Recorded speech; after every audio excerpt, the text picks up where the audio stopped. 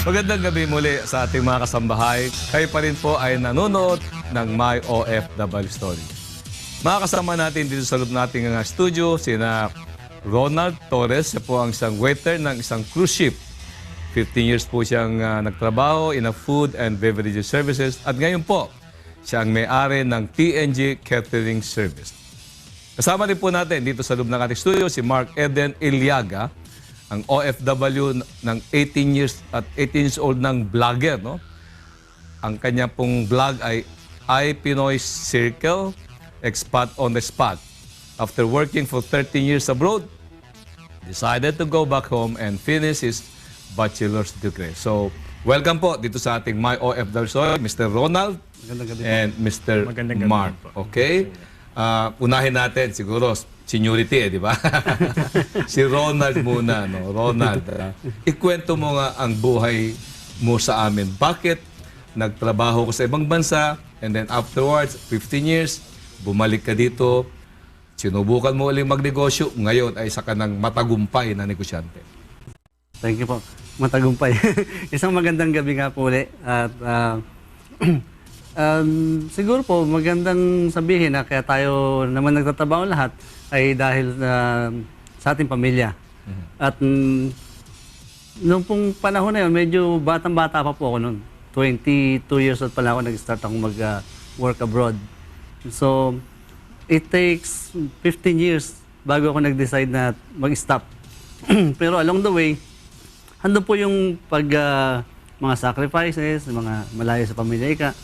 Tapos, after ng 15 years, nag-try kaming sumubok na mag-business with the help of my wife. Magaling kasi siya sa budgeting eh. So, yung lahat na pinapadala ko bilang OFW, hindi naman na sayang. So, sabi ko sa kanya, okay, habang okay pa naman yung aking trabaho sa abroad, why don't we start a business? So, kung magkiklik yung business, I can say I will stop working abroad. Kung hindi, I will stay on the ship, on the cruise ship, working. Pero Ronald, umpisahan natin muna. 22 years old ka nung mag-decide ka. First time that you decided to work abroad. What made you decide to work abroad, especially as a waiter in the cruise ship? Opo. Kasi po on that age, syempre very young pa tayo eh. Naghahanap pa tayo ng mga challenges in life eh. So siguro yun na naging simula para maging motivation ko na okay, I will do my best para makakuha ako ng passport, maayos ko itong mga Siemens book ko, mga papeles. So, hindi po ako nag-stop until I get it. But ito, tanong ko ulit, curious lang ako. At that early age, 22, what made you decide? Bakit hindi ka nagtrabaho dito sa ating bansa at bakit ka nagtrabaho agad outside of the country? Well, ano po kasi, pagka po ang tao nakakita ng opportunity na mas maganda, handyan po agad yung igagrab mo na eh. Instinct na po yung igagrab natin yung mga opportunity na dumadating sa buhay natin. So, nakakita po ako ng opportunity, karoon ako ng mga kakilalang tao na pwedeng tumulong. So, and from that time, nagtuloy-tuloy po. And siyempre po, kasama natin yung mga prayers and talagang hard work. So, yun ang simula mo, Ronald. No? So, tanungin ko naman si Mark. Mark, anong ring ng simula mo? Bali po at the age of 18, nagsimula akong magtrabaho sa ibang bansa. Dahil katulad din ni Sir Ronald, ako po ay isang marino. Actually po, it's out of my choice. Kasi, nung nag-graduate ako ng high school, wala rin naman kaming pera para ako'y makapag-aral sa isang maganda at prestihiyosong universidad. Sabihin natin sa isang city sa Iloilo. But still, nandun po yung hard work, nandun po yung dream natin na makapag-aral ng kolehiyo. And of course, nag-apply po ako and it all started when I was accepted as a cadet ng isang Norwegian shipping company. At nung nasa third year po ako, andun na po yung cadetship namin. So I was sent abroad at a very young age of 18 and doon ko po nalaman na medyo mahirap pala talaga yung mawalay sa pamilya. But yung kapalit noon is a little bit kaginhawaan. And of course, may mga nalalaman pa tayo na hindi natin malalaman kung magtatrabaho lang dito sa Pilipinas. Mark, very interesting na banggit mo. No? At 18 years old, graduate ka ng high school. Nahirapan kang mag-pursue ng college kasi lack of funds. Funds pa. Tapos sabi mo, nag-apply ka ng isang Norwegian company as a scholar? Or kasi maraming nanonood sa ating mga bata na katulad mo, no? Na hirap-hirap din sila, gustong-gusto nila makatapos ng pag-aaral pero wala din silang pangtustos. So, ito napakagandang kwento ito Mark. Nag-apply ka at your own o may nag-refer sa'yo?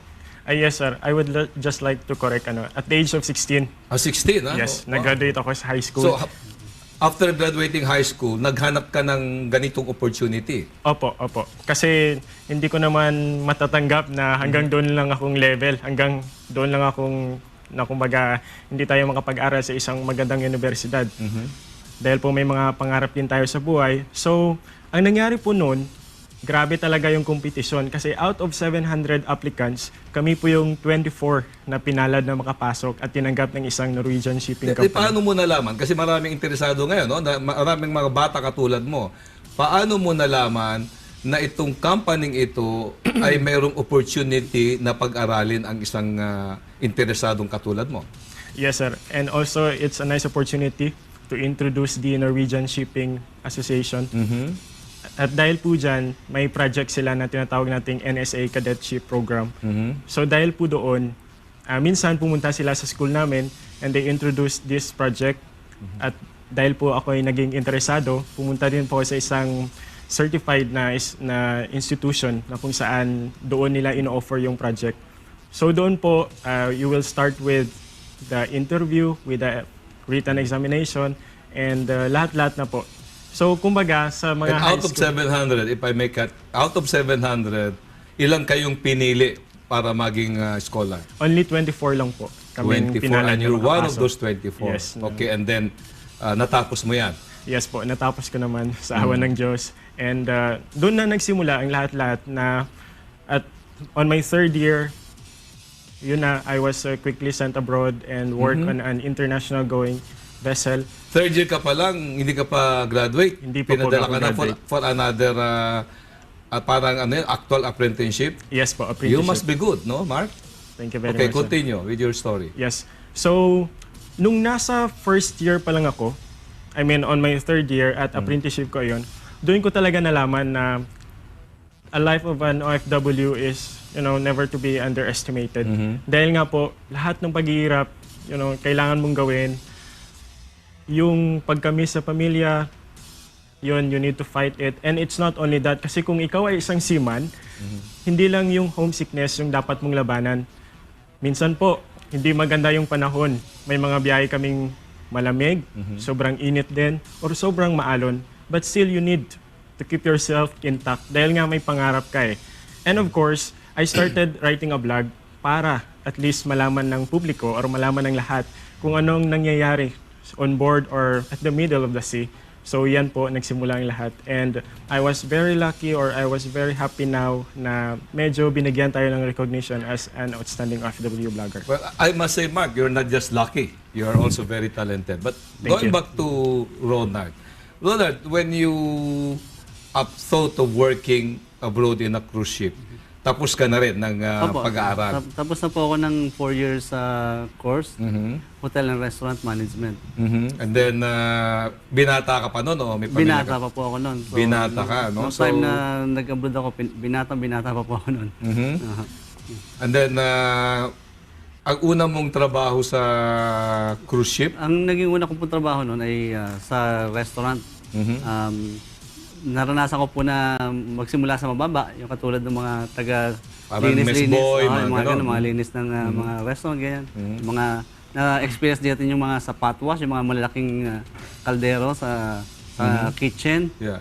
Yan, nililinis po namin yan. So, and then, mabilis naman po yung naging promotion. Kasi sa cruise ship, ang mga management po ay mga mostly Italian. Doon time na, nung nag-start ako. By the way, Ronald, anong rota nitong parang luxury liner yan? Opo, Sinasabi ng luxury cruise ship, liner. di ba? Oo. Opo.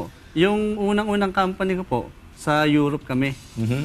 And then nag-move po ako ng company na US naman. So, all in all, how many, gaano karami yung mga taong on board na dapat pakainin Okay. ng restaurant ninyo? My last company, meron po kaming 5,000 guests in one ship. Wow. Opo. Pero yung mga nauna ko, yung mga hindi pa uso yung malalaking cruise ships, pinakamalaki po yung 1,000 guests in one cruise, in one ship. Opo. So, how did you cope up? Di ba parang pagka nasa restaurant ka, na-assign ka sa dining, na-assign ka sa kitchen, mga ganun. Ikwento mo nga sa amin ang buhay mo. Hindi po madali kasi trabaho mo serving people from different countries International, hindi lang American, hindi lang European, may Asian din. So, madami po silang nationality and yung mga workmate mo from different country also. So, yung yung tawag dito, yung inyong team, magkakaiba ng ugali, magkakaiba ng culture and religion, magkakaiba. So, hindi po madali na makasundo mo sila kaagad. Siyempre, may kanila silang karakter, kanya-kanyang bansa na pinanggalingan. So, merong mababait, meron naman talagang, lalo yung mga Italian, mabait sila pero when they talk, talagang mataas, talagang mayabang ang dating. Pagka Pilipino ka, parang ang dating nila sa'yo, ang dating mo nila sa'yo, mayabang. Saka yung mga Indian, ganun din. Parang, Okay, Ronald, sa kwento mong yan, kasi 6 na taon ako administrator ng OWA at kadalasan, yung trabaho mo, ang tawag dyan, sea-based, di ba? Opo. Di ba? Dahil on board kayo ng isang barko, no? Parang seafarer kayo.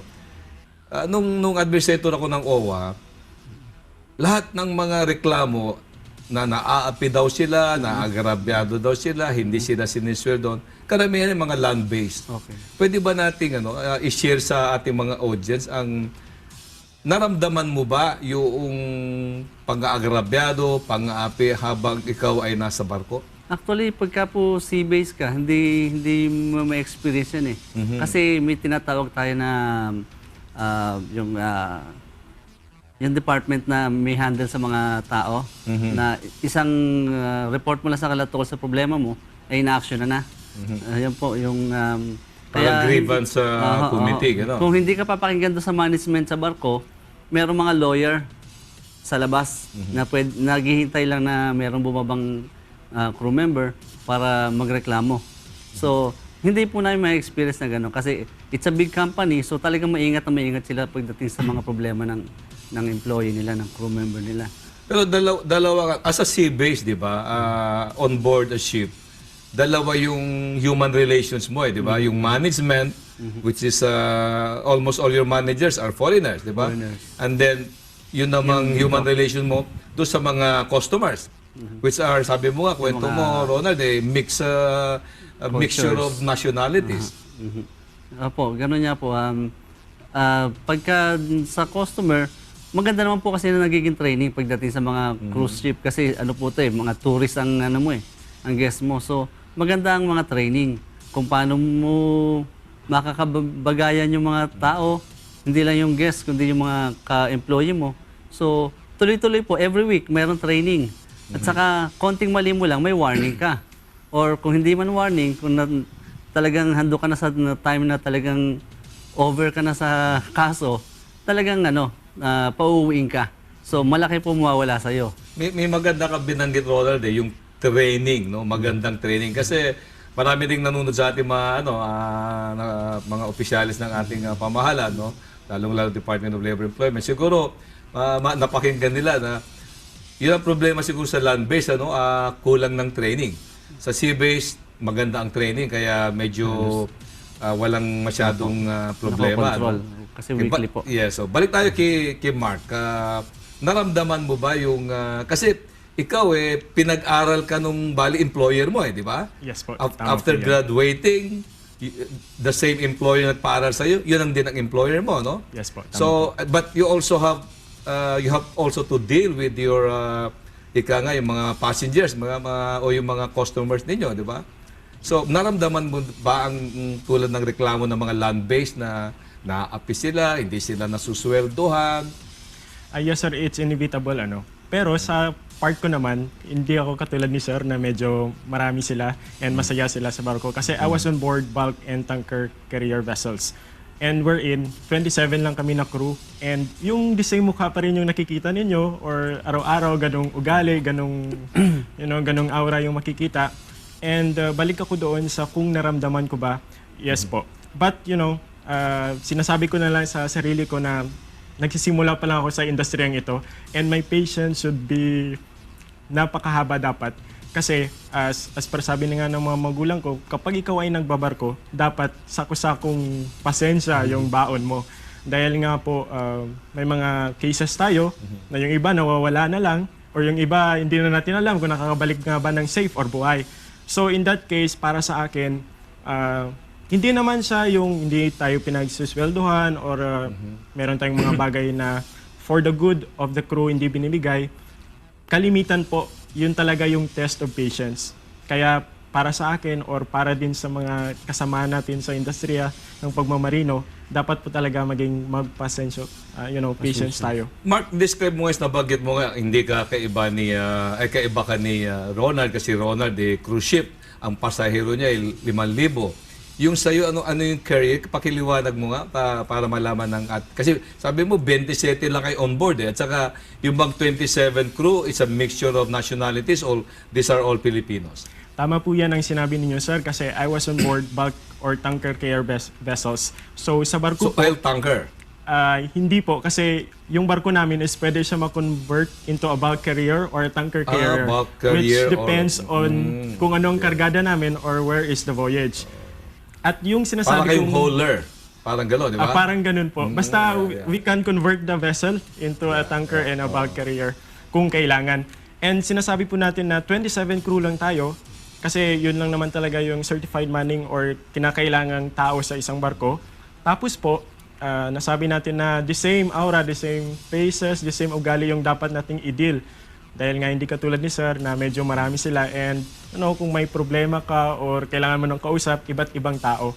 So, medyo disadvantage din naman sa part natin dahil yun lang talaga yung mga tao na makikita ninyo or makakausap. But patience lang and you need also to extend yourself for them para at least makonsider ka nila. And pag sinabi po natin na we're on board tanker or bulk carrier, paminsan-minsan po, medyo hindi kami pumapatong sa puerto dahil sa mga SBM natin or else may mga orders tayo na hindi tayo makakalabas. Mga kasambay, masaya at maganda po ang kwento ng buhay nitong dalawang bisita ko ngayong gabi. Ang gusto ko lang malaman, bakit kailangan tapusin nila ang kanilang mga kontrata at bumalik dito sa Pilipinas? Sasagutin po yan ang ating panahon sa pagbabalik po ng My OFW Story.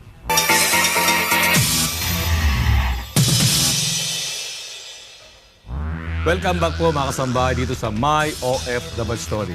At kasama pa rin po natin sa ating loob ng studio ang mga former OFWs na sina Ronald Torres at Mark Eden Eliaga na ngayon ay successful businessmen na nga. No? At, so ang katanungan natin kanina, napakaganda at napakasaya ng inyong pagtatrabaho sa ibang bansa.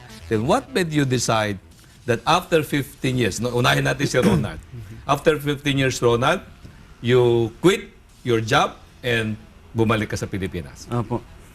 Nung time na nag-start na yung business namin, nakikiramdam po ako kung siya ay mag-click or tatanggapin siya ng customer. So, from time to time, nag-check ako sa emails or nag-chat kami ni Mrs. kung anong development ng business. So, nag-grow siya na nag-grow. Maganda pagtanggap ng mga tao, ng customers. And that time, sabi ko, sige, mag-save na lang ako ng konting-konti na lang. Para kahit paano, kung sakaling hindi ako mag-click na nandyan ako sa Pilipinas, meron pa akong konting natitira. So, nung sinubukan ko mag-stop, mas mukhang nag-grow pa lalo yung business. Kasi dati, misis ko lang active. Dahil siya lang, physically, siya lang nandun. So, nung nagtagal, nung nandun ako, dalawa na kami nag-iisip. So, mas gumanda. So, at saka yung bang time na yon, sabi ko, siguro it's time to quit. working abroad kasi yung mga bata naglalakihan na. Kasi from the time they were born, wala ako. Dumating man ako, 2 months, babalik sa barko, uuwi, 2 months. So, parang kulang. Merong kulang doon sa pamilya, doon sa mga bata. Kawawa naman yung mga bata.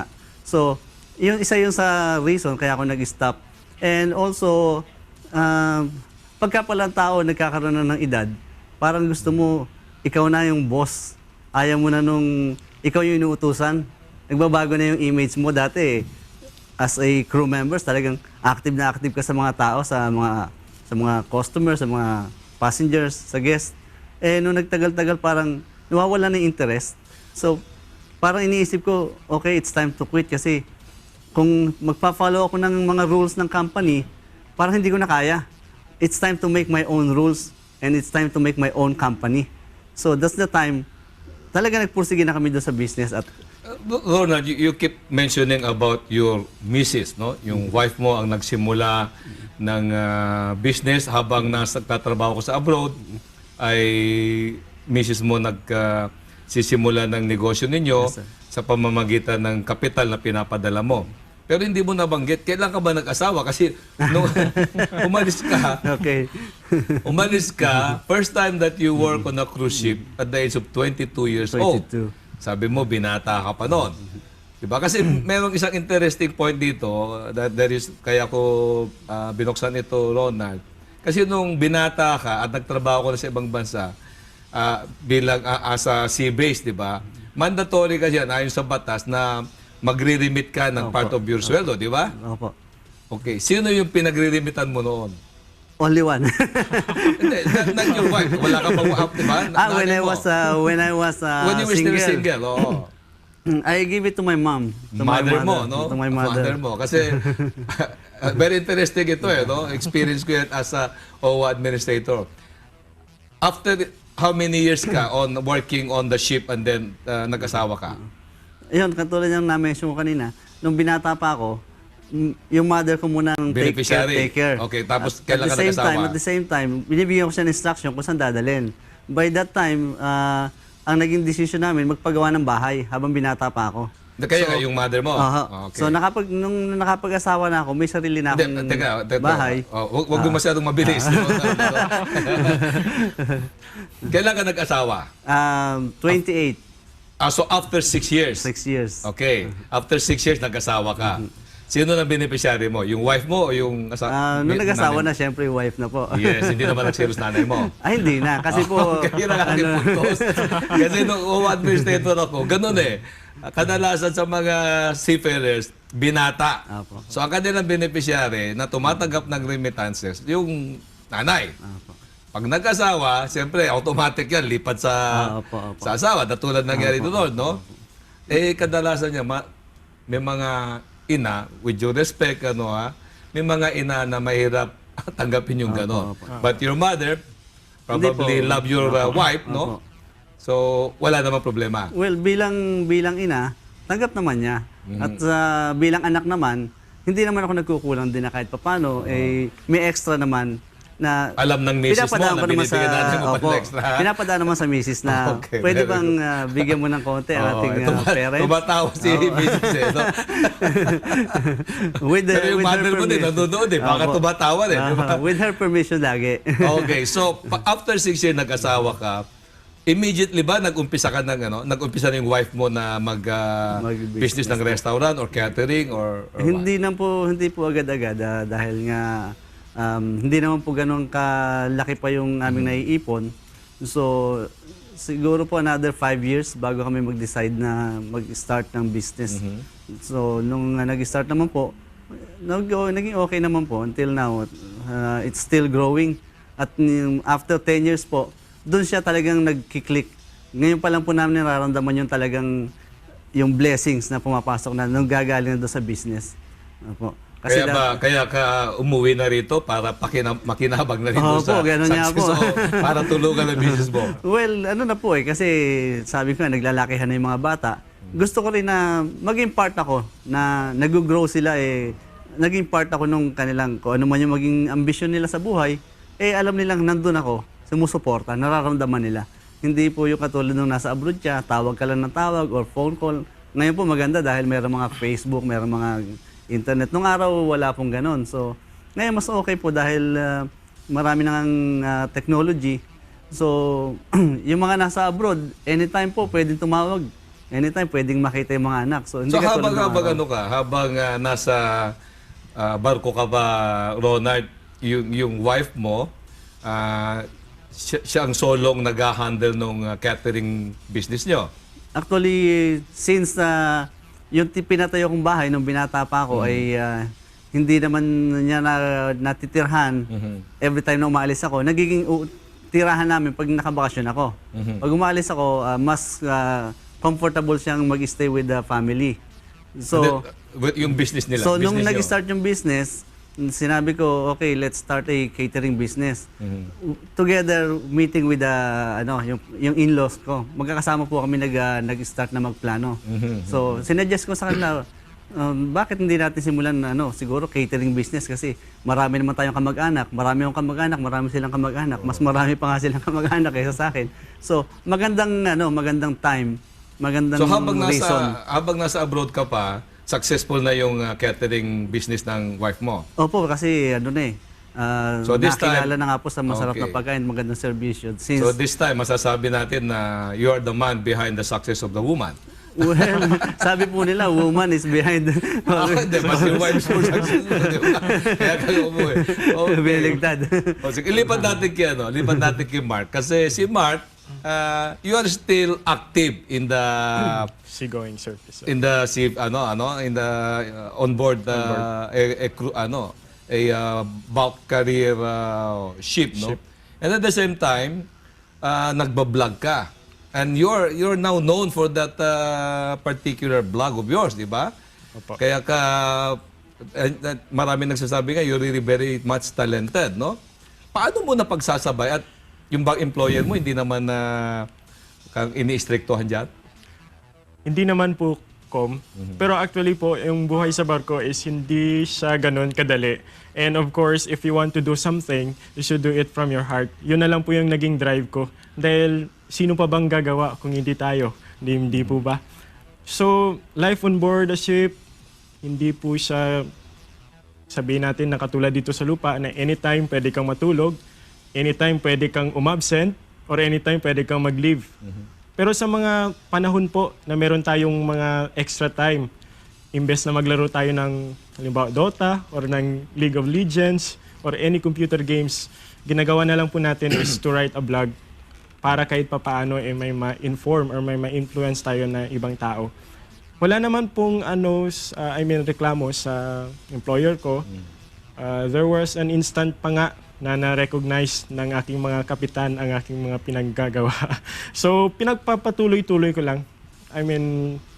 Napakagandang gawain siya and of course ngayon, in-enjoy natin kung ano mang blessing na binibigay sa atin.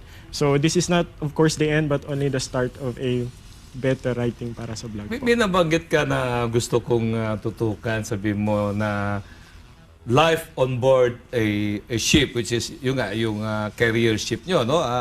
27 lang kayong mga cruise dyan. Life on board on that particular ship is, sabi mo, malungkot. Yung bang kalungkutan mo that made you, drive you to be a successful vlogger? Tama po yun, Com. Kasi sabi nga natin, once you're away from home, meron po tayong homesickness. So isa po sa mga magandang hobby ko on board is to write a blog. And not only that, I'm also into photography. Kasi nga po, para at least, kesa isipin natin na ang lungkot naman ng buhay sa barko, gumawa na lang tayo ng mga gawain natin na ma-enjoy natin. So isa po yun actually sa mga hindi nagbibigay ng lungkot sa akin on board. Okay. Mark, when you dream of becoming a seafarer yourself, you were only 16 years old. You apply for a scholarship and out of 700, 24 kayong napili. And now you finished all this course. Now you're working on the employer that sponsored your scholarship. May pamilya ka na ba? Wala pa po. I'm only 22 years old. So 16 to 26 years ka na. Yes po, I'm only 22. You're only, kaya 16 nung 6. mag-ano ka, then 6 years ka, after 6 years, 22 ka na ngayon, di ba? Tama po. So, binata ka pa. Yes, sir. Wala ka, hindi mo ba, yung pagiging binata mo ba ay dahil sa wala kang opportunity makakilala dahil nasa loob ka lang ng isang barko? Hindi naman, sir. Kasi para sa akin, it's not yet the time to, get married. Kasi nga po, ang mahal pa daw ng mga bilihin ngayon. And that's true, Kasi gusto ko kasi once na I start my own family, nandyan po ako para sa kanila. Kasi po yung tatay ko is an OFW din. And alam na alam ko kung ano yung mga kulang or kung ano pang kailangan namin sana ng mga magkakapatid. So that is only my idea. So maybe at the age of 28 to 30, dyan na po ako magsisimula. And of course, gustong-gusto ko yung idea ni Sir na once you're settled, once na gusto mo na dito sa lupa, is meron ka ng business or else mabubuhay ka na. Dahil po, yung trabaho natin sa pagbabarko ay hindi naman for a lifetime, di ba? Contractual po yan and anytime pwede po tayo mag-stop due to maybe hindi tayo fit to work dahil po sa medical. So yan lang po yung idea ko and I hope na pwedeng-pwede ito. Ngayon alamin natin mga kasambay kung ang isa sa kanilang mga anak ay nais magtrabaho sa abroad. Papayagan ba nila? Sasagutin po yan sa pagbabalik ng My OFW Story.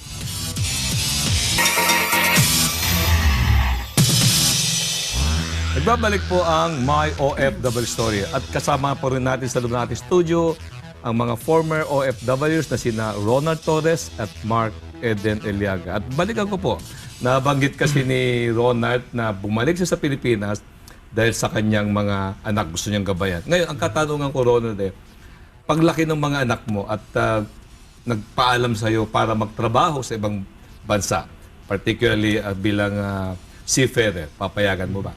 Well, ano po yan? It's their choice eh.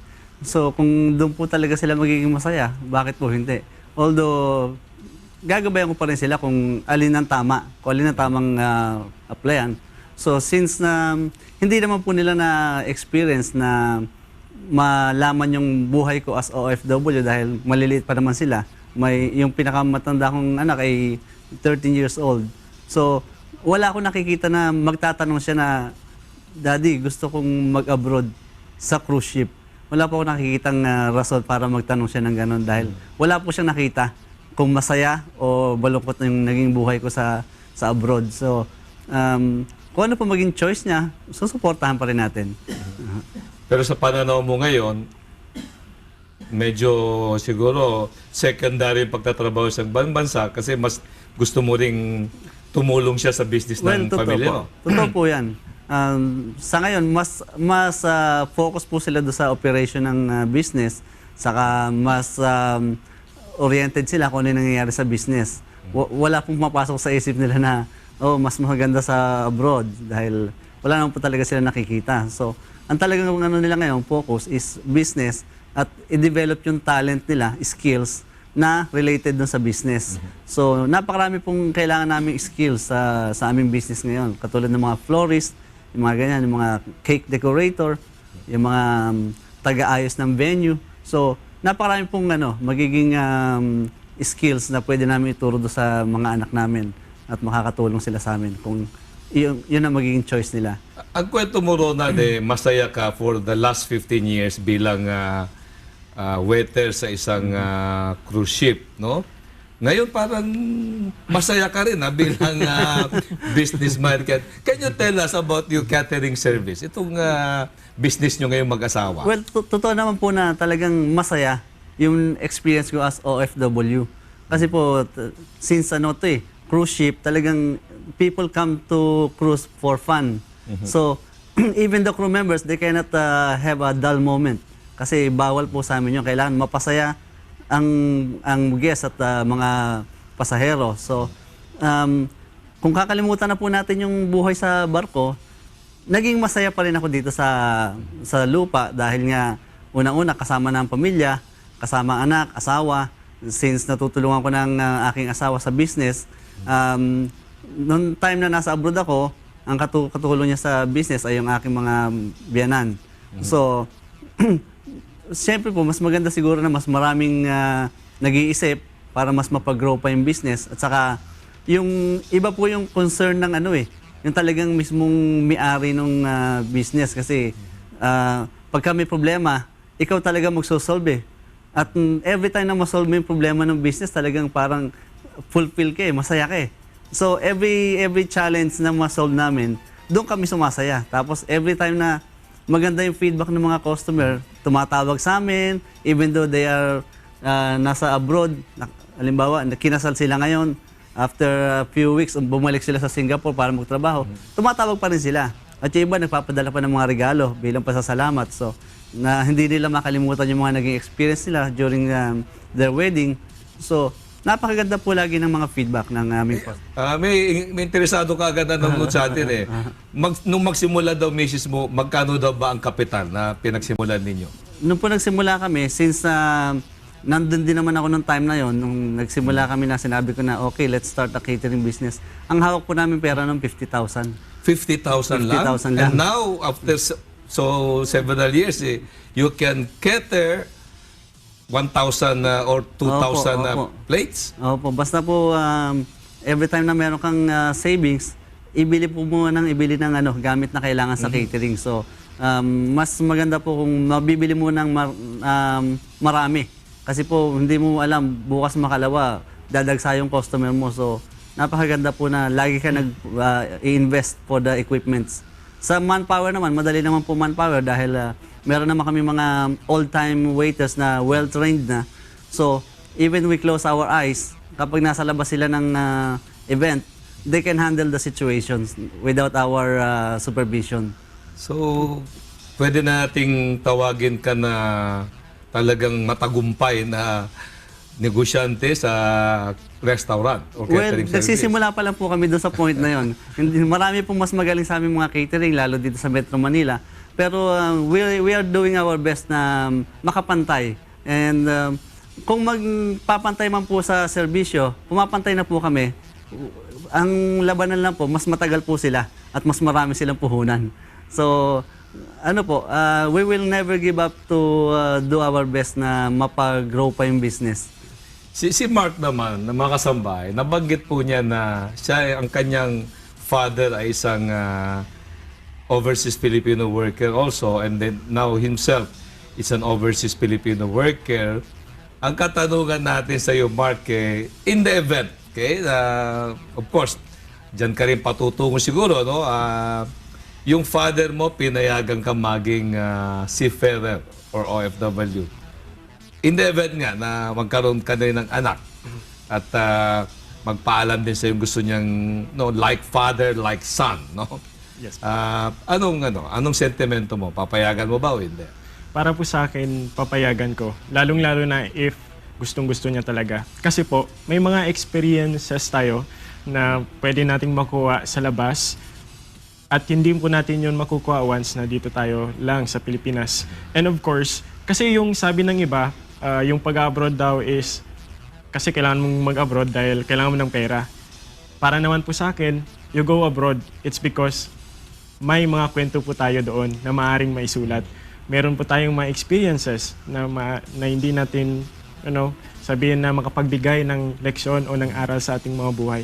At yung OFW kasi, para sa akin, siya po yung tao na matapang, na may pasensya, at very hardworking po. Kaya po sakali na sa aking anak, someday, hindi ko po siya pipigilan na maging ganoon ding uri ng tao. May maganda ka nabanggit, Mark. Kadalasan ng mga Pilipino na gusto magtrabaho sa ibang bansa ay upang maghanap buhay at kumita. But in your case, you decided to work on board a ship to face challenges. No? Napakaganda. Can you tell us bakit parang ang hinahanap mo ay always challenges? Yes, Com. Kasi para sa akin, the more challenges you overcome, the better person you become. At siguro po, hindi ako magiging ganito ganito ka-successful or ganito magsalita kung wala po akong mga challenges or problema na nalampasan na sa buhay. And lagi po nating tandaan na no matter how big or small the problem is, lalong-lalo na for example sa barko, it's just your job, not your life. So you need to go on and endure whatever is happening. It's very interesting, Mark, kasi nung panahon ko nga, no, nung administrator akong OWA, nalaman ko kasi na itong overseas employment, which started in 1973, ang sinasabi ng pamahalaan, o sabi ng gobyerno, this is supposed to be a stopgap measure. Pero with you, in your case, parang overseas employment will stay in the Philippines eh. Parang ganon. Diba? Yes, Kom. Kasi, kumbaga, ibahin na natin yung konsepto natin sa isang OFW. Dahil po, choice yan natin eh. We go abroad, not only for the money, but also for the adventure. And yan po ang isang rason ko bakit ako nag-enjoy as an OFW. At sa batang edad, I choose to go out of the country. Yeah, that's a good point, Mark. Kasi ang sinasabi nila kasi dito sa atin, wala kasing opportunity do, kulang ang trabaho dito, kaya ang mga Pilipino napipilitan magpaapi, no? Parang kasi, karamihan kasi sa atin, no, nagtatrabaho sa ibang bansa, land-based, house helper, mga gano, skilled worker, ang kwento palagi, naapi sila, but overseas employment will stay, that I believe, and that would be your reason, no? You're looking for challenges and you cannot find challenge here in the Philippines, you can find it elsewhere, no? So, can you continue with this, yung paghahanap mo ng mga opportunity which are challenging? Ay, hindi ko naman po sinasabi na boring dito sa Pilipinas kasi nga it's more fun in the Philippines, di ba? Yan yung tagline natin. Yung sinasabi ko lang naman po, when it comes to pagiging OFW, wag na tayong mag-focus kung saan yung nahihirapan tayo, nalulungkot tayo. Kasi kahit saan ka lang naman po mahihirapan ka. Talagang tutuloy yung luha mo or kailangan mong magpapawis para kumita ng pera. Pero on the other side, let's be positive na lang. Dahil dito ka man sa Pilipinas or doon ka man sa abroad, once you are hardworking, once you are may pasensya ka, talagang aangat at aangat ka po. Okay. Medyo last gap na tayo, no? May interesado lang ako dito kay Ronald, no? Kasi umuwi siya rito, tulungan ng kanyang misis pagpalaguin yung catering service nila at gabayan din ang anak. Ito medyo with due respect to you, pasensya ka lang. Gusto ko lang malaman ng ating mga audience, kung ano man yung magiging damdamin mo. Which of course I do not wish to happen, no? But what kung sakaling hindi na nga lumago ang iyong negosyo, would you still be wanting to go back and work overseas? Well, at my age siguro hindi na po. Kasi po yung iniwanan kong trabaho sa abroad ay more on physical work. So, hindi po ako dumating doon sa time na naging management sa side ako. So, kung yun pa rin ang babalik akong trabaho, imposible na pong maka-perform ako ng ganun pa ring level nung kabataan ko pa. So, siguro po talagang mag-iingat na lang na kung ano magiging option in case na hindi mag-grow yung business. Siguro po laging nakamonitor, are we growing or are we not growing? So, in case na nakakita mong humihina na yung business, makapag-start ka ng mababang business o maliit na business uli na pwede mong paakyatin.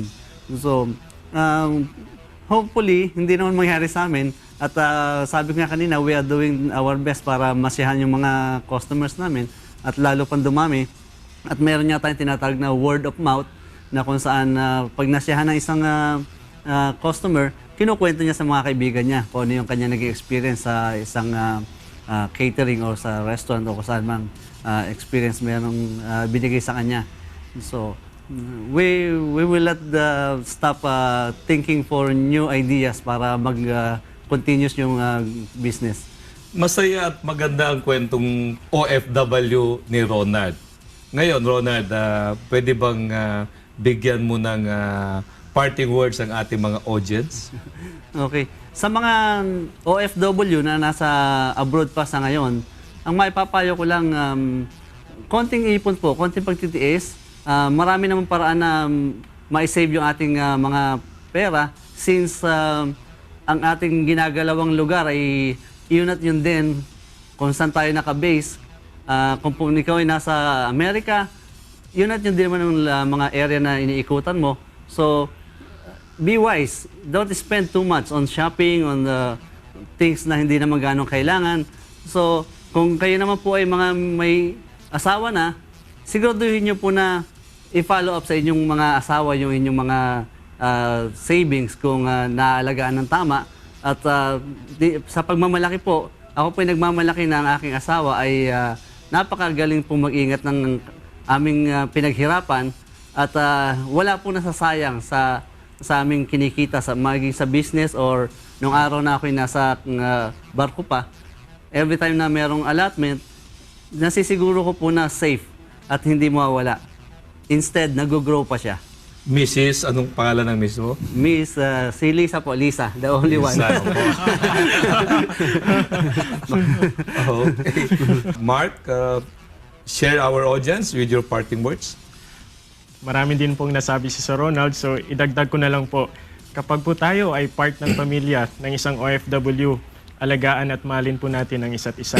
Dahil po, ang pagiging OFW ay hindi po madali. So sana po, magiging connected tayo anytime sa kanila, meron tayong access sa kanila, lalong-lalo pa ngayon na may Facebook or any kind of social media. At sa mga seaman po or sa mga seafarers, mabuhay po kayo dahil nga alam na alam natin hindi madali yung buhay sa barko. And for those who will be interested na magsulat din ng blog or magkakaroon ng interest hobby into photography, huwag po ninyong pigilan ang inyong mga sarili dahil time will come, marirealize ninyo na may nagawa kayo at magiging happy kayo. So sa lahat ng mga OFWs, mabuhay po kayo. Tayo ang mga bagong bayani ng Pilipinas. Salamat po ng marami sa ating naging bisita ngayong gabi, sina Mark Eden Eliaga at Ronald Torres. At siyempre gusto ko pa rin pong pasalamatan sina Kuya Daniel Razon at Brother Eli Soriano na nagbigay daan sa ganitong napapanong programa para sa ating mga OFWs upang maiparating sa ating mga mamamayan ang mga ahensya ng gobyerno, ang kalagayan ng ating mga tinaguriang mga bagong bayani. Gusto ko rin pasalamatan sina Nuts and Louie Gamboa of Erase Beauty Products. Available na po yan in all leading department stores nationwide. And of course, get well soon, Mr. Joe Kepwa, ang manufacturer po ng Mayer Paint. At gusto ko rin pasalamatan ang masipag at walang pagod na tumutulong sa mga mahirap, si Calilia Esparago. Siya po ang chairperson ng Dagat-Dagatan Council of Leaders. Mga kasambahay, hindi po masama ang mangarap, lalo na kung para sa kapakanan ng ating mga mahal sa buhay. Mahirap ang magtrabaho sa ibang bansa, bukod sa malayo ka sa inyong pamilya, wala kang madaling malalapitan sa gitna ng kagipitan. Kaya, kayong mga fake recruiters, mag-isip naman kayo. Kapwa Pilipino po ang niloloko at pinapahamak ninyo. At para naman sa ating mga OFWs, magtanong po kayo sa mga lehitimong ahensya ng pamahalaan upang hindi tayo maisahan. Ako po, si Commissioner William Soriano, lagi niyong makakasama dito sa My OFW Story. To God be the glory. Happy weekend. Thank you.